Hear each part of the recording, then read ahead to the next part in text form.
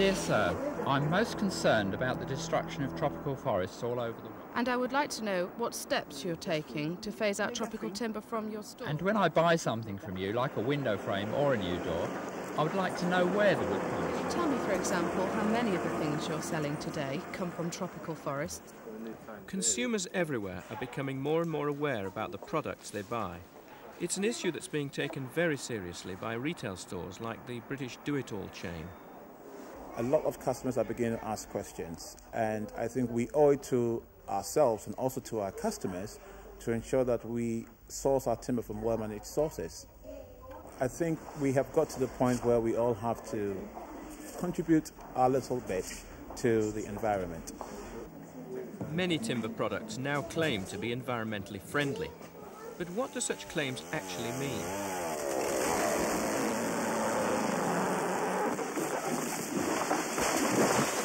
Today's logging methods originated in the days when forest resources were apparently unlimited, with little or no thought given to the damage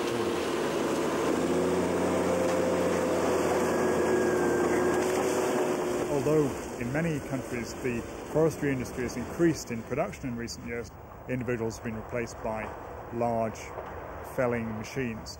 And it's also changed in that it's become much more global in its reach. And you'll find one company based, say, in Europe working in many different continents, American companies stretching out all over the world. We're faced with seeing complete loss or almost complete loss of primary and old growth forests in some countries over the next 10 or 20 years. Many forests have been denuded completely, even in developed countries like Canada. For this is just as much a temperate forest problem. The crisis is worldwide. Forests are being destroyed wherever they occur as the Earth's natural vegetation, and the environmental implications are immense. Thailand is one country that's paying a heavy price for the almost total destruction of its natural forests. 5 years ago, floods poured down from denuded hills, devastating 2 southern provinces, destroying whole villages and killing nearly 1,000 people. A vast area was inundated for weeks. In other places, deforestation has resulted in droughts and famine. 5 years ago, this was a state-reserved forest. Now it's classified as degraded forest land, typical of areas cleared for agriculture, road building, or by the timber industry. One effect of forest loss has been to increase the price of hardwood products, like the solid teak doors that are so popular throughout Thailand. Has the price made any difference, or are you selling the same amount as before? We sell more because people think wood is getting less, so people are trying to keep them. Now you're still able to get teak today. Where does it come from? Mainly from northern part of Thailand. And of course some from Burma too, but we don't know how they get in. In fact, little or no teak these days actually originates in Thailand. Much of it comes in from Burma. The timber trucks travel mostly at night, since much of the trade is now illegal. These sawmills are on the Burmese side of the Salween River. Having denuded their own country, Thai companies are now engaged in the destruction of other people's forests in Burma, Laos and Cambodia.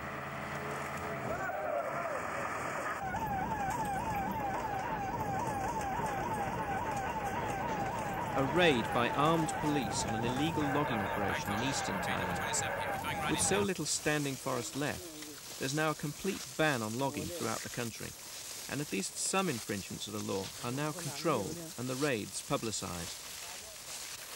But then, most Thai companies now cut their timber in surrounding countries, where they can operate free of almost any constraints, legal or environmental.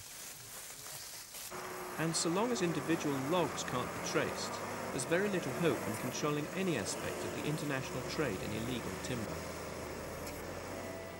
The destruction of easily accessible forests has led the international logging companies further and further afield, and some of the forests now under threat are among the most valuable and important still standing. This is Vella La Vella, one of the Solomon Islands in the Western Pacific, where many of the plants and animals are endemics. In other words, they occur nowhere else in the world. A few of these thousands of unique species have been celebrated on successive issues of stamps.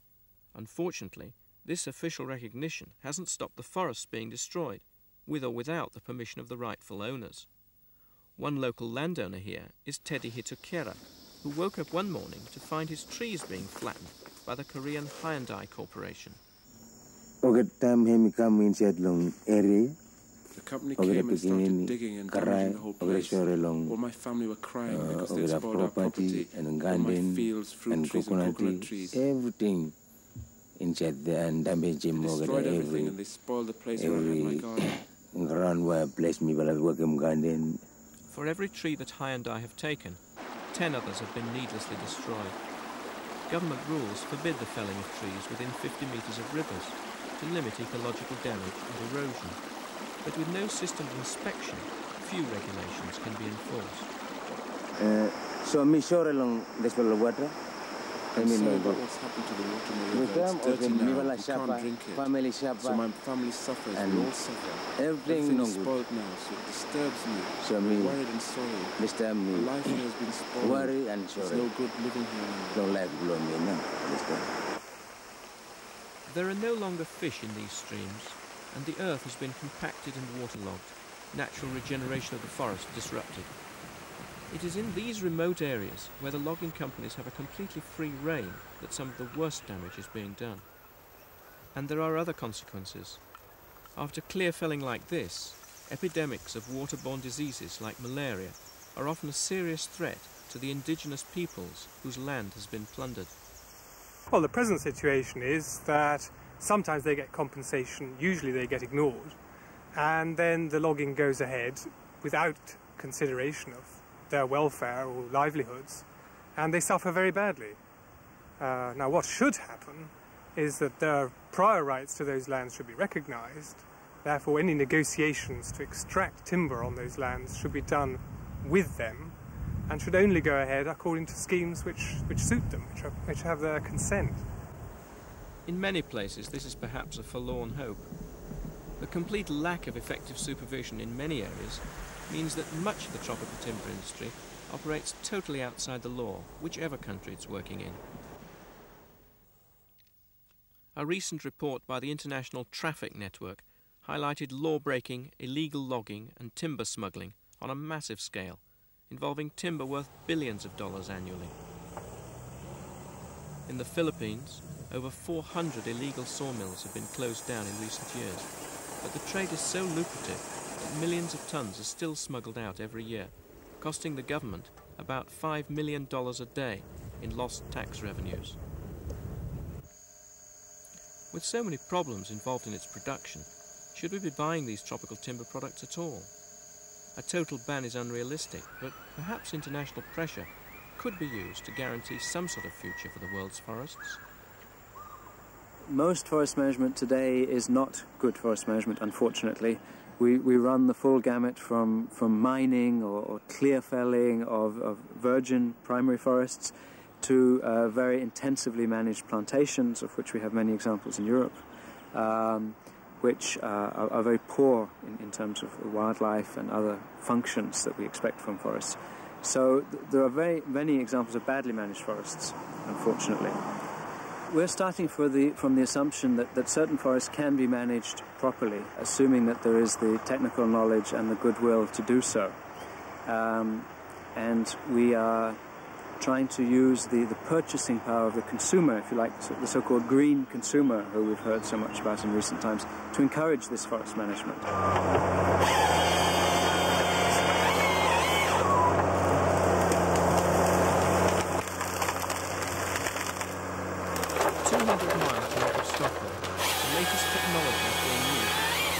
Some of the world's oldest productive forests and plantations. The Stora Corporation, one of the biggest timber companies in Europe, has produced timber here on its own land for nearly 700 years. And with increasingly sophisticated management systems, they're now experimenting with new ways to run a profitable timber business and take ecological principles fully into account. Our principles and goals are to ecologically restore our forest holdings, which have been used for forestry for such a very long time, so biodiversity is reduced. And one of the principles is to mimic the natural disturbance regimes here, which is forest fires. And this means, for example, to leave behind certain habitats, mainly wet habitats, and also groups and scattered trees on the clear-cut areas. Before we almost cut down every tree on a cutting area, but now we leave between 5 and 10% of the trees behind, dependent on what type of forest we are working in. We have reduced the clear felling area size, yes, but in a way, ecologists mean today that it's not the size per se which is important. We also need some big clear-cut areas producing big forest blocks in the long run. So the big thing is to create a good variation of cut sizes. This policy sounds good, but does it filter down to the man with the chainsaw or driving the automated forest harvester? Ja, vi försöker ju här att spara då. Well, nowadays we try to leave anything useful standing, anything that's not too valuable for actual production. Green trees and dead trees for birds and for insects, and we also leave trees around bits of wetland and places like that. Blötmarker och sånt. Where have you learned all this? We all attended a course about 7 or 8 years ago. Altogether, 40 hours of study, I think it was. And how do you like it now? Jag tycker det är jättebra. Well, I think it's very good actually. It's much better to do känns something lättare that helps the environment att få göra någonting rather då than som clearing kanske the hjälper miljön whole lite grann. forest or destroying it completely. Än att göra alldeles soprent. We have some remnants of natural forest. There are very few in this part of the country. We have made some examples just showing that natural or key habitats, as we prefer to call them today, only covers about 1 or 2% of the productive forest land. And of course these areas are extremely important if we are going to restore biodiversity over the area as a whole. So the policy is to identify these areas, handle them properly, which very often is not to handle them at all, and to find a strategy to make the species living in them able to expand out in our managed forest landscape again. You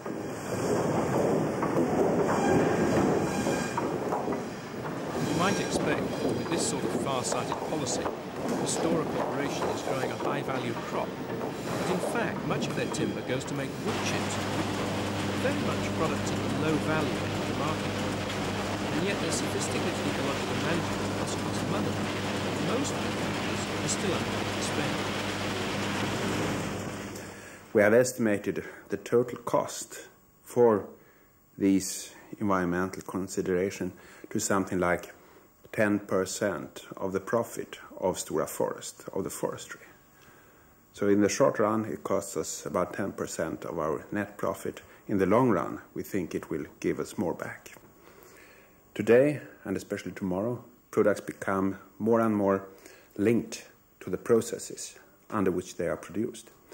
And our customers and their customers will demand that our products are produced under environmentally sound conditions. And therefore, we believe this is commercially sound. New systems of forest management are also proving to be good business in Wales, where for many years native woodlands were almost totally neglected until the setting up of a new agency called Coed Cymru, Wales Wood. When Coed Cymru was launched in 1985, something like 80% of all of the native woodlands in Wales showed no significant evidence of regeneration. In other words, they were dying on their feet. That situation is changing today and changing rapidly. But I think it should be remembered that it was driven initially by concern from people whose primary interest was the conservation of these woodlands and of the plants and animals that thrived in them.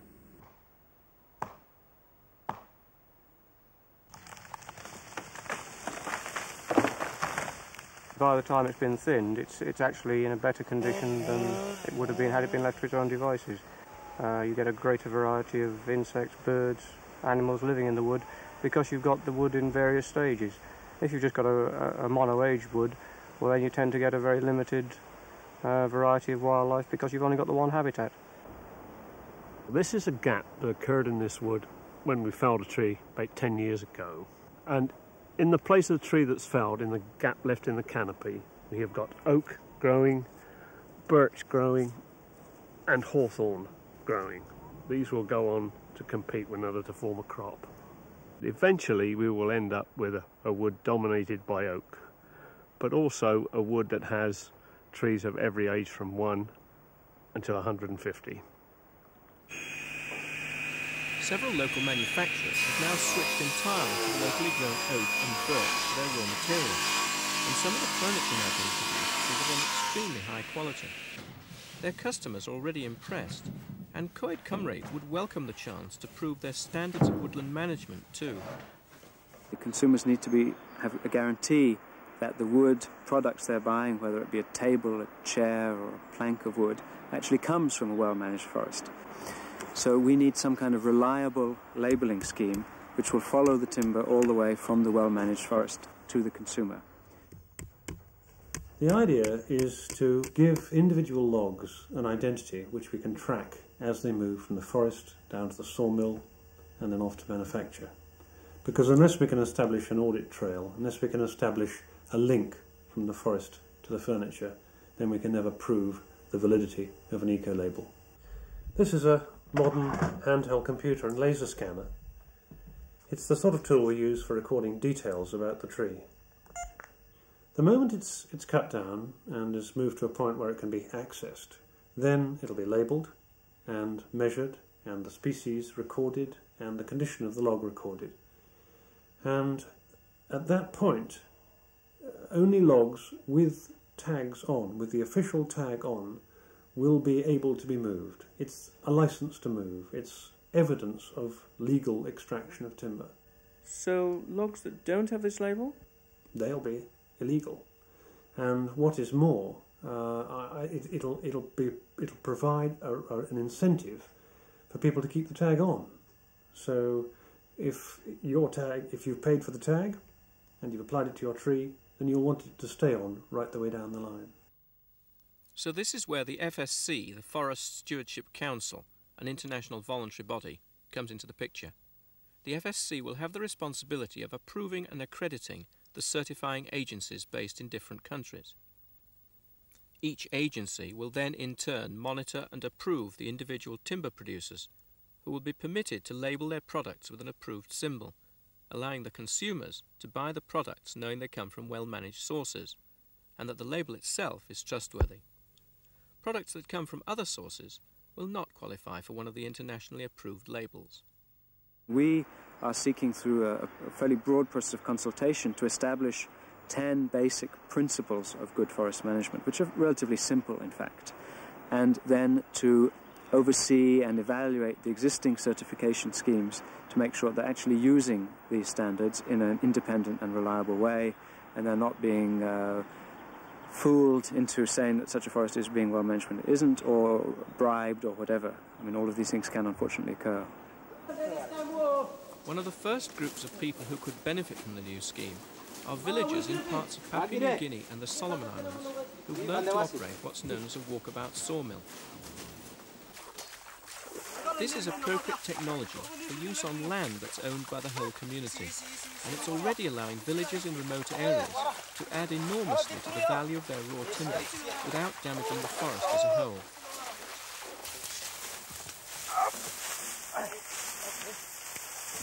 These walkabout sawmills are very good because you take the walkabout sawmill in pieces right into the jungle. You find a tree that you think you could cut down, and then you cut it down and you cut it into timber, and then you can take it out from there without much destruction of the forest.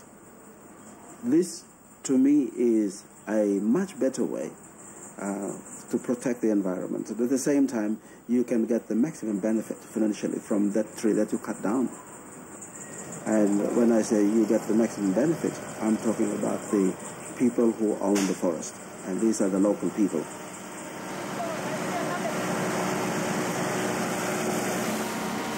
At Sawara village on the north coast of New Guinea, the forest is rich in rosewood and other valuable timber trees. The team operates the sawmill within a mile of the village, but they're well aware of the need to manage the forest carefully if timber production is to be sustainable. Diameter 26. At the same time, we cut him DY put on. No good, we cut down a tree, we don't cut another one to damage the same area. Kisim na cut him narlaken can put on the same area can and bagar or lyric DY try no grow guanta. So when one tree comes down, so we cut him loyana. Jim Sans or lyric DY by grow guanta lyric. We cut him can long Jim Sans or lyric DY go big plan. There are a number of schemes where local people have full control. And I think the most encouraging examples are not just where they have a say in what happens, but where they're actually doing the logging themselves. And in those circumstances, of course, they are absolutely able to make sure that their needs are balanced with the needs of the environment and the long-term management of forests. Some schemes in Mexico and many in Southeast Asia, where people have control of the forests, and not only are the forests regenerating and maintaining themselves, they're actually increasing. So you've actually got reforestation under indigenous management.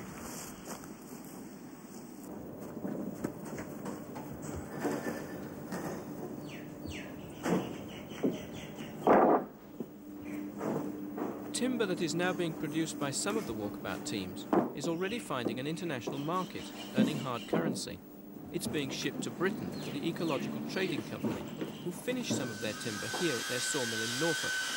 The final product is sold in a number of high street stores, as well as to some special customers further afield. The timber that you was looking at today, which you was watching us cut, is in fact going to the New York office of Heinz. That's for flooring, skirting boards, doors and the like. Masons is another very big customer which supplies B&Q for their mouldings for the DIY trade, i.e. plain all-round skirtings. I think it's got to grow. We've got to encourage people to use sustainable timbers as opposed to conventional sources, which is doing the world no good whatsoever, and certainly not doing the local communities any good. Since the Forest Stewardship Council is a consumer-led and by definition, therefore, a sort of voluntary initiative, and it will depend on the goodwill of consumers to buy or not to buy certain kinds of timber. In and of itself, it's not going to be sufficient to completely change forest practices, for example, clear felling of primary forests. Other initiatives will be necessary, changes in government policy, other forms of action by environmental groups. But certainly it's part of the puzzle, and I think a very important part, because what we're really lacking today are some positive initiatives people can take. To buy some timber from a well-managed forest is something positive the consumer can do. There are all sorts of negative things that they can do as well, which are sometimes necessary. But I think people are more and more looking for something positive to do for the environment. I think what we are going to benefit out of the system is the opportunity to say to our customers that we are actually a company who take environmental issues very seriously, and we are demonstrating our efforts as far as timber sourcing is concerned. With the degradation and misuse of the world's forests now such an urgent issue, there are increasing pressures to find a new approach. The Forest Stewardship Council's timber labelling scheme could be the new initiative that starts to give the world's forests a real future.